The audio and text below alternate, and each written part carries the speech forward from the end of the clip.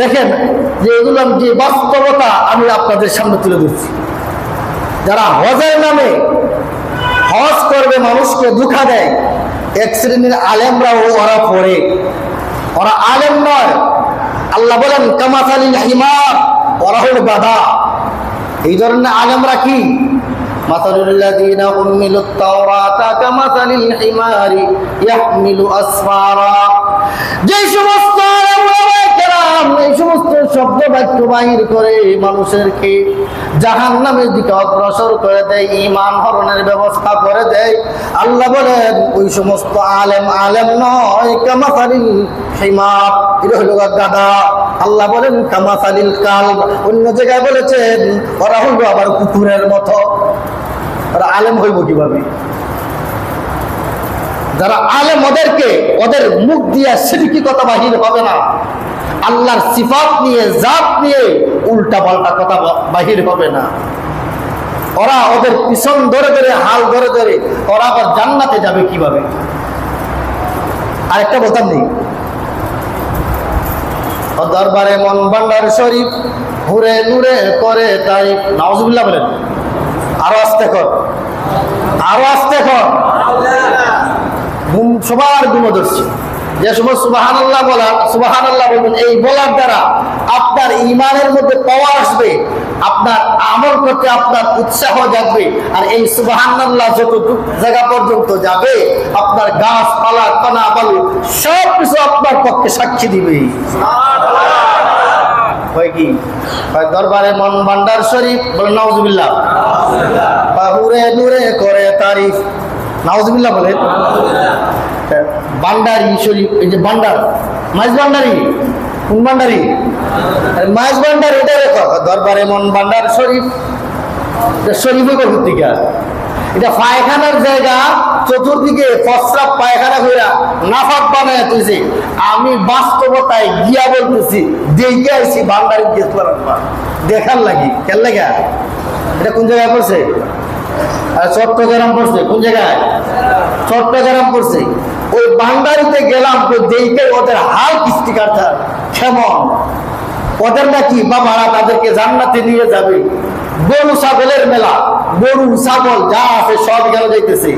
যেমন আল্লাহ তাআলা বলছেন না কোরআনে, ওয়ালাকাদ যারানা লিজাহান্নামা কাসীরাম মিনাল জিন্নি ওয়াল ইনস লাহুম কুলুবুন লা ইয়াফকাহুনা বিহা ওয়া লাহুম আ'য়ুনুন লা ইউবসিরুনা বিহা ওয়া লাহুম আযানুন লা ইয়াসমাউনা বিহা উলাইকা কাল আনআম বাল হুম আযাল। আল্লাহ বলেন ওই সমস্ত মানুষ যাদেরকে আমি দিমাগ দিলাম, যাদেরকে আমি চক্ষু দিলাম, যাদেরকে আমি অন্তর দিলাম, আমি আল্লাহর নিয়ামত নিয়ে গবেষণা করলো না, আমি আল্লাহর গোলামি করলো না, ওই সমস্ত লোক উলাইকা কাল আনআম, ওই সমস্ত লোক হলো চতুষ্পদ জন্তুর মতো। শুধু তাই নয়, বাল হুম আযাল, তার চেয়ে আরো নিকৃষ্ট। ওই সমস্ত লোক নিকৃষ্ট হবে যাদের মধ্যে ঈমান থাকবে না, ঈমানের নামে বাটপারি করবে, এক জায়গার শব্দ আর এক জায়গায় লাগাবে, দরবারে মন ভান্ডার শরীফ হইতে পারে না, এই জায়গার মধ্যে হালাল হারামের কোনো তমিজ নাই, পুরুষ মহিলার কোনো তমিজ নাই, পর্দা পশিদার কোনো তমিজ নাই। যারা গেছেন দেখছেন, সেরা সেরির উপরে ঘুমায়, সেরা সেরির উপরে ঘুমায়, সেরি সেরার উপরে ঘুমায়, কার সেরি তা জানা নাই, কার সেরা তা জানা নাই, চতুর্দিকে পায়খানা করে, পায়খানার কোনো ব্যবস্থা নাই। যেদিকে আপনি তাকাইবেন, যেদিকে যাবেন, গিয়া পায়খানার মধ্যে পাড়া দিবেন। আপনি যদি প্যান্ডেলের সাইডে রেখে যান, একটা ভাড়া না আপনার একটা পাড়া পায়খানার মধ্যে পড়বেই। যে জায়গায় আজ্ঞা রাখাত ফেরা দিয়েছে, ওই জায়গায় আবার পবিত্র শরীফ হয় কিভাবে? বেপরদা চলাফেরা, পর্দা নাই, নামাজ নাই, রোজা নাই। যারা যায় ওরা ওই গরুর মতো নয়। যারা গরু নিয়ে যায়, এক গরু আরেক গরু বলিয়ে যায়, এক গরু আরেক গরু বলিয়ে যায়। কথা রাগ হইতেছেন? রাগ হইলে কিছু করার নাই। যেটা খবর এটা এখানে থাকলেও, সামনে থাকলেও কবু, পিছিয়ে থাকলেও কবু, ঠিকই না? একা থাকলেও খাওয়া লাগবো, খাওয়া লাগবো না, বুঝছেন? এটা তো দায়িত্ব, বুঝছেন? এখন দেখেন যে এই কথাগুলো যে শিরকি না শিরকি না, ঈমান থাকবে। হ্যাঁ, কোরআন শরীফ, কাবা শরীফ, বাইতুল্লাহ শরীফ মদিনা শরীফ। এখন ওইখান থেকে এর নাম ফেটে না লাগায় কোন জায়গায় হয় ভান্ডার শরীফ। যে দেখেন কথাগুলো শুনেন, যে দরবার এমন ভান্ডার শরীফ পুরে নূরে করে, তাই এখানে হুর আর নূর যতটা আছে সব আছে। এটা কোন জাতের হুর আছে? এটা দুনিয়ার খারাস্তি মহিলারা বেপর্দা নাফাক এগুলো এখানে নাচানাচি করে বেফাক পুরুষের সামনে, ঠিক না বেটি? বুঝছেন? দরবারে মন ভান্ডার শরীফ পুরে নূরে করে তারিফ। কেউ বলে মদিনা শরীফ, কেউ বলে কানাই কাবা। নাউজুবিল্লাহ বলেন, আরো জোরে বলেন। এই কথাটা যদি বিশ্বাস করে কেউ, তার কি ঈমান থাকবে? থাকবে। কোরআনের আয়াতকে অস্বীকার করা হবে কিনা? হবে না।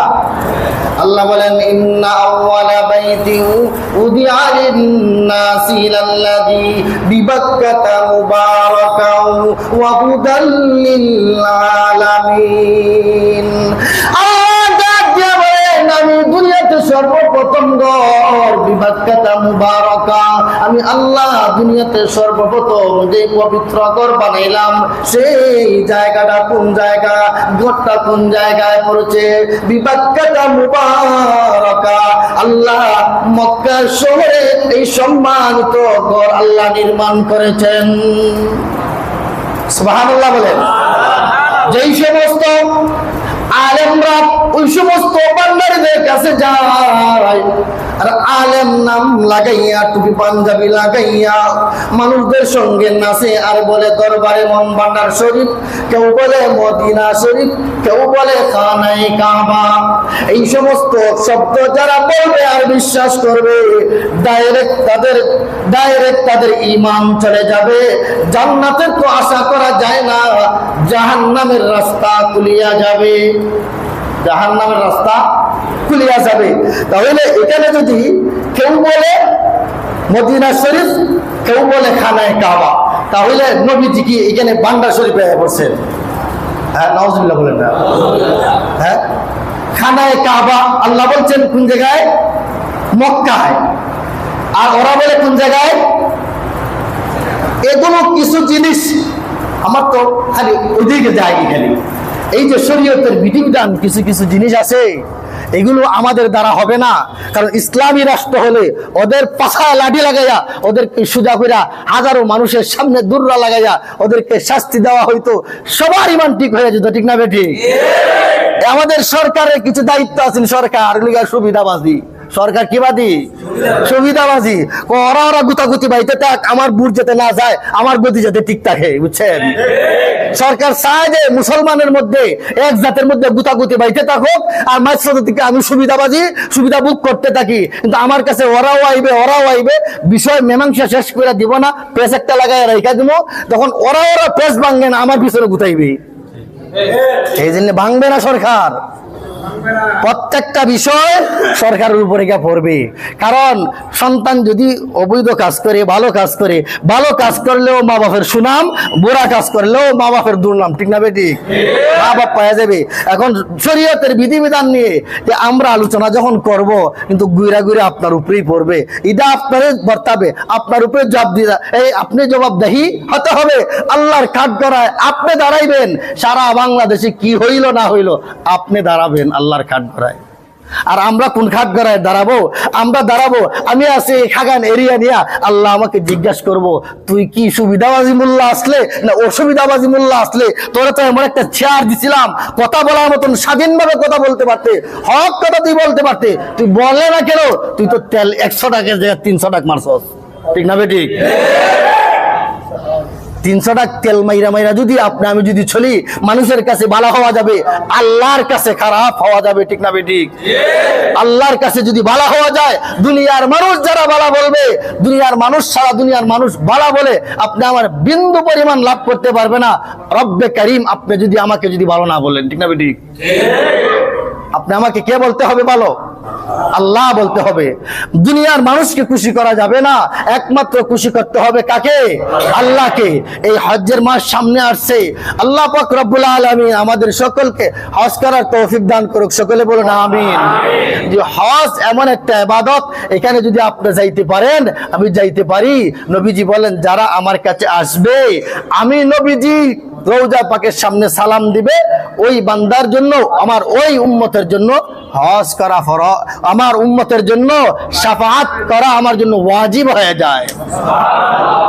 আল্লাহ পাক রব্বুল আলামিন সেই দিনের মতন আল্লাহ তাআলা দুনিয়াতে নিজ বাড়িতে ফিরিয়ে দেন, যেমন শিশু বাচ্চা তার নিজের মায়ের গর্ভ থেকে প্রসব করেছে নিষ্পাপ অবস্থায়, একজন হাজী সাহেব যে গুনাহ করলো না, নিষ্পাপ অবস্থায় হজ আদায় করলো, আল্লাহ পাক নিষ্পাপ অবস্থায় তার গন্তব্যস্থলে ফিরিয়ে দেন। যে হজ আপনি আমার জীবনে একবার হলেও করতে হবে। আমরা আশা রাখবো, আমাদের আশা কি করতে হবে?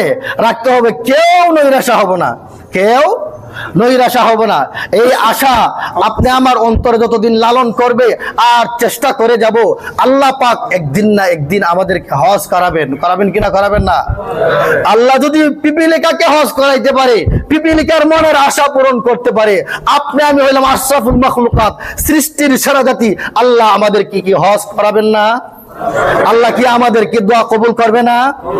যে পিপিলিকা মনে মনে কাঁদতেছে, আল্লাহ এমন এক দ্বীপের মধ্যে তুমি আমাকে দিলা, যে সারা দুনিয়ার মানুষ তোমার মাখলুকাত, এই মাসটা হলো হজের মাস, মানুষ হজ যাইতেছে, তুমি তো আমাকে পিপিলিকা বানাইলা, তুমি এমন এক দ্বীপের মধ্যে আমাকে দিলা, আমার মন চায় বাইতুল্লাহতে যাইতে, আমার মন চায় তোমার কাছে যাইতে, আল্লাহ যাইতে পারতেছি না, তুমি আমাকে পিপিলিকা বানাইলা, আমার মন চায়, আমার মন চায় তোমার বাইতুল্লাহ জিয়ারত করতে, তোয়াফ করতে, আমি কিভাবে যাব? আমি তো যাইতে পারবো না, আমার এই 7 সমুদ্র 13 নদী, এই নদীগুলো আমি কিভাবে পার হয়ে যাব? আল্লাহ পাক রব্বুল আলামিন ওই পিপিলিকার দোয়া কবুল করে নিলেন, আল্লাহ জিবরিলকে পাঠাইলেন, যাও ওই পিপিলিকাকে মক্কা পর্যন্ত, মদিনা পর্যন্ত পৌঁছায়া দাও। বলেন সুবহানাল্লাহ। আল্লাহ জিবরিলকে যখন পাঠাইলেন, এই জিবরিল একটা কবুতরের অর্ডার দিলেন, কবুতর তুই আস, তুই অমুক দ্বীপের মধ্যে যা, গিয়া দেখবে ওই জায়গার মধ্যে একটা পিপিলিকা আছে, প্লেন তো ভালোই প্লেন। হ্যাঁ, এখন এই জিবরিল যখন কবুতরকে বলে দিল যে তুমি সেই জায়গার মধ্যে যাইবা, তোমার উপরে এখানে পা দিয়া বাইয়া বাইয়া বাইয়া বাইয়া এই কি করলো? সিঁড়ি। কার সিঁড়ি? হ্যাঁ, আরে কবুতরের যে উপরে তো উঠবে, এমন এক জায়গার মধ্যে বসবা যে জায়গার মধ্যে ঠান্ডা লাগবো না, যে তুমি এমন এক সুন্দর জায়গায়, এয়ার কন্ডিশন জায়গার মধ্যে বসবা, যেই জায়গায় তুমি বসলে পড়বা না, তুমি সহি সালামতে মক্কা পর্যন্ত বাইতুল্লাহতে পৌঁছতে পারবা, এমন ভাবে তুমি শক্তভাবে ধরবা। পিপিলিকাকে যখন বইলা দেওয়া হয়েছে, ওই কবুতরের উপরে পিপিলিকা ঠিক মতন ভালো করে পাকের চিবার মধ্যে বসছে। ওই পিপিলিকাকে কবুতর নিয়ে যখন বাইতুল্লাহতে নিয়ে বাইতুল্লাহর সামনে দেওয়া হইলো, তখন কবুতর বলতেছে যে দেখো, যে তোমার কাঙ্ক্ষিত জায়গা, যে জায়গার আশা তুমি দ্বীপের মধ্যখান থেকে করেছিলে, তুমি দোয়া করেছিলে, আল্লাহ তোমার দোয়া কবুল করেছে, এই কাঙ্ক্ষিত জায়গা হলো, এই হলো বাইতুল্লাহ। দেখো, এই পিপিলিকার দোয়া যদি আল্লাহ কবুল করতে পারে, পিপিলিকাকে যদি হজ করাইতে পারে, আপনি আমি আল্লাহর দরবারে দোয়া করলে আল্লাহ অবশ্যই আমাদের দোয়া কবুল করবে। করবে কিনা? করবে না? আমরা করবো তো, দোয়া করবো তো। এই ধরনের বহু যে বুজুর্গানে দ্বীনের কিছু যে বাস্তব কেরামতি যে প্রকাশ পাইছে, এই ধরনের বহু কিছু আছে। বাইতুল্লাহতে আমরা যাব, সেই সময় আমরা কি দোয়া পড়বো?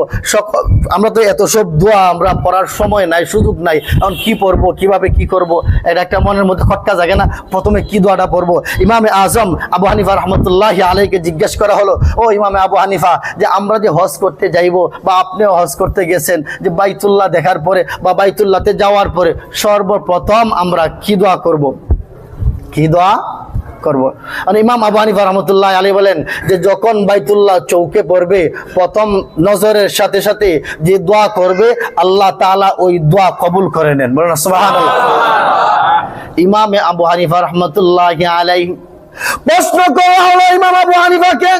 ইমাম আবু হানিফা রাগ দিয়া বললেন, শুনো, যখন বাইতুল্লাহ তোমার নজরে আসবে, তুমি যখন বাইতুল্লাহ দেখবা, তখন তুমি এমন দোয়া করবা, আমি সেই দোয়া করেছি, এমন দোয়া করবা যে আল্লাহ, যে কিয়ামত পর্যন্ত আমি আপনার দরবারে দুনিয়াতে যতদিন থাকি, যতদিন আপনার দরবারে দোয়া করব ততদিন পর্যন্ত আমার প্রত্যেকটা দোয়া তুমি কবুল করে নিও।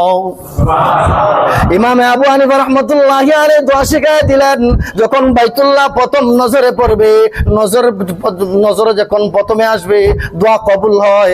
এত সব দোয়া বলার তো এখন আমার সময় নাই, এই সময়টুকু আমার হাতে নাই। তখন এক কথাই বলে দিব যে আল্লাহ, দুনিয়াতে যতদিন থাকবো, যতদিন তোমার দরবারে দোয়া করব, সব দোয়া যেন কবুল হয়, তুমি আমাকে মুস্তাজাবু দাওয়াতের অন্তর্ভুক্ত করে দাও। আমরা যারা যাব একটা দোয়া শিখাই দিলাম, বলবো তো এই দোয়া কি বলবো? যে বলবো আল্লাহ, যে দুনিয়াতে যতদিন জীবিত থাকবো, যত দোয়া করব, সব দোয়া যেন কবুল হয়ে যায়। এই বাইতুল্লাহ দেখার সাথে সাথে এই দোয়াটা করব, আল্লাহ তাআলা আপনি আমাকে দোয়া কবুল করে নিবেন। ইমাম আবু হানিফা রাহমাতুল্লাহি আলাইহি বলেন, আমি ওই দোয়াটাই করেছি, আর যত দোয়া আমার জীবনে বাস্তবতায় আমি দোয়া করেছি, একটা দোয়াও ফেরত আসে নাই, সব দোয়ার বাস্তব প্রতিফলন আমি পেয়েছি। সব দোয়ার বাস্তব প্রতিফলন পেয়েছি। আবার আমরা অনেক সময় এটা যখন ইয়াদ থাকবো না, তখন আমরা আরেকটা জিনিস বলতে পারি, আল্লাহ, যে আমার অন্তরের মধ্যে যত ধরনের ভালো মাকসাদ আছে, যত ধরনের ভালো মাকসাদ আছে, যা আমি মুখে বলতে পারি, যা আমি মুখে বলতে পারি না, যা আমার অন্তরে আসে, যা আমার অন্তরে এখন আসে না, যা আমার বিবেকে ধরে, যা এখন আমার বিবেকে ধরে না, সব দোয়া তুমি আমার কবুল করে নাও। একসাথে দইরা যা আছে সব দিয়ে দিবেন আল্লাহর দরবারে। দিলাম আল্লাহ, এখন তুমি সবকে কবুল করে নাও। এখন দেখা যেতেছে আমার এই দোয়া ইয়াদ নাই, এই দোয়া ইয়াদ নাই, অন্তরে এটা আসে না, এখন কি করব? সব দোয়াগুলো একসাথে বাইতুল্লাহ নজরে আসার সাথে সাথে আমরা আল্লাহর দরবারে পেশ করব। এই দোয়াগুলো আমরা বাস্তবতায় গিয়া না, এখানে এই দোয়াগুলো এখানে, হ্যাঁ, আর কিছু কিছু বাটফারা দিয়ে দোয়াগুলো করে বলে যে উড়িয়া যাও রে বাংলার হাওয়া, উড়িয়া যাও রে মদিনায়। এই যে ছন্দগুলা পরে, এটা কি বাটফারি কিনা? বাটফারি না, এটা মানুষের ধোঁকা দেওয়া কিনা? ধোঁকা দেওয়া না। হ্যাঁ, এটা ফেট পূজারি, যারা ফেট গরম করতে চায়, ফট গরম করতে চায়, ওরা মানুষের ইমান নষ্ট করতে চায়। যেই জায়গায় দেখবেন চাটা চাটা কথা, বুঝতে হবে যে অবশ্যই এই জায়গার মধ্যে ভালো কিছু পাওয়া যাবে। আর যে জায়গার মধ্যে দেখবেন যে লেই কথা, নরম নরম, বেশি নরম নরম, গরম হওয়ার কথা কিন্তু নরম নরম, বুঝবেন যে এইখানের মধ্যে আপনার ফাও ফুসকিবে। হয়তো আপনার দুনিয়াবি ক্ষেত্রে আপনার ফাও ফুসকিবে, আর না হয় পরকালের বিষয়ে আপনার ফাও ফুসকিবে। ঠিক আছে? ঠিক, দুইটা না একটা আপনার হবেই হবে। হয়তো আপনার দুনিয়ার ক্ষেত্রে গোল খাবেন। এখানে দেখেন যারা চিন্তাই করে, বুঝছেন, যারা ব্ল্যাকমেল করে, ওরা কিন্তু প্রথমে আপনার খুব ভালো ব্যবহার, আদর যত্ন সুন্দর করে তারা আপনার আপ্যায়ন করে, শেষে কিন্তু আপনার মুসলমানি হরাইব। কি বলেন?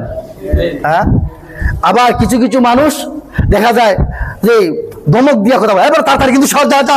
এই কথা হওয়ার উদ্দেশ্য কি? যে এখন যদি এই তাড়াতাড়ি না বলি, ভাই আপনি এখান থেকে আস্তে আস্তে করে সইরা যান, এই কথা বলতে বলতে পিছন দিক দিয়ে ধরে লিব তারা, বুঝছেন? এই কথা বলার কি সময় আছে? হ্যাঁ, এখন কি করবে? এবার তাড়াতাড়ি ধাক্কা দিয়ে দৌড়াই দিবে। এই সময় বুঝতে হবে, যাকে এই কথা বলছে বুঝতে হবে যে আমার এখান থেকে 1 মিনিটের ভিতরে ফেলাই দিতে হবে, না হয় আমার বিপদ আছে। ঠিক না? ঠিক, যে ঠিক তদ্রুপ ভাবে যে ঈমান হরণকারী, যে আলেম উলামায়ে কেরামের লেবাস ধরে যারা মানুষের ঈমান নষ্ট করে, মাজার পূজারীরা তারা মানুষের ঈমান নষ্ট করে, ওদের কাছ থেকে দূরে থাকতে হবে। এই ধরনের আলেমদেরকে আল্লাহ বলেছেন কুকুর, ওই সমস্ত আলেমদেরকে বলেছেন কামাসালিল হিমার, আল্লাহ গাধা বলেছেন। ঠিক না? ঠিক, ওদের ওই সমস্ত গাধা মার্কা আলেমদের কাছ থেকে দূরে থাকতে হবে, ওই সমস্ত কুকুর মার্কা আলেমদের কাছ থেকে দূরে থাকতে হবে। যদি আমি যদি ওদের কাছ থেকে দূরে না থাকি, ওদেরকে যদি না চিহ্নিত না করে চলি, তাহলে আমি ওদের মতন গাধা হয়ে, কুকুর হয়ে জাহান্নামে যেতে হবে। ঠিক না? ঠিক, আল্লাহ আমাদের সকলকে তৌফিক দান করুক, সকলকে আল্লাহ তাআলা আমাদের দ্বীন বুঝার তৌফিক দান করুক। যেহেতু হজের মাস, হজ নিয়ে আলোচনা করলাম, বাস্তবতা নিয়ে আলোচনা, হজের লম্বা লম্বা কাহিনী বলা, এটার দ্বারা আপনার ঈমান ঠিক হবে না। আপনি আমি এখন যেই জায়গার গর্তের মধ্যে আছি, এখান থেকে এই খাদা থেকে কিভাবে আপনি আমার ইমান বাঁচাইতে হবে, কিভাবে হজ করতে হবে, এগুলা প্রেক্ষাপট নিয়ে আপনি আমার আলোচনা যখন হবে, তখন এই সঠিক ওয়াজ হবে আর সঠিক অবস্থান হবে, সঠিকভাবে আপনার ইমান হেফাজত থাকবে। ঠিক না ঠিক? এই জন্য বাস্তবতা ধরে তোলা, বাস্তবতা নিয়ে আলোচনা করা, তখন বাস্তবতা নিয়ে আমরা চলতেছি, বাস্তবতা নিয়েই চলতেছি। আমার কাজটা বাস্তবতার সাথে, আমি হাঁটতেছি, চলতেছি, খাইতেছি, এগুলোই আপনি আমার শরীয়তে, এগুলোই শরীয়তে দিক নির্দেশনা দিয়ে থাকে। আল্লাহ তাআলা আমাদের সকলকে বারবার আল্লাহ তাআলার কাছে বলি, আল্লাহ তাআলা যেন আমার মসজিদে, এই মসজিদে আমার পিছনে যারা যারা এক ওয়াক্ত নামাজ আদায় করেছে, আল্লাহ তাআলা যেন ওদেরকে হজ না করে, যেন মৃত্যু দেয় না। সকলে বলেন আমিন। আল্লাহ যেন আমাকে যেন হজ না করে, মৃত্যু দেয় না। সকলে বলেন আমিন। সব সুখ দোয়া করে দিচ্ছি আল্লাহ তাআলা। জানি না যে একটা মুহূর্ত দোয়া কবুল মুহূর্ত, এই দোয়া, এই সময়টা একটা দোয়া কবুল মুহূর্ত। আল্লাহ তাআলার কাছে দোয়া করেছি, যারা হজ করেছেন তাদেরকে যেন আল্লাহ বারবার হজ করার তৌফিক দান করে। সকলে বলুন আমিন।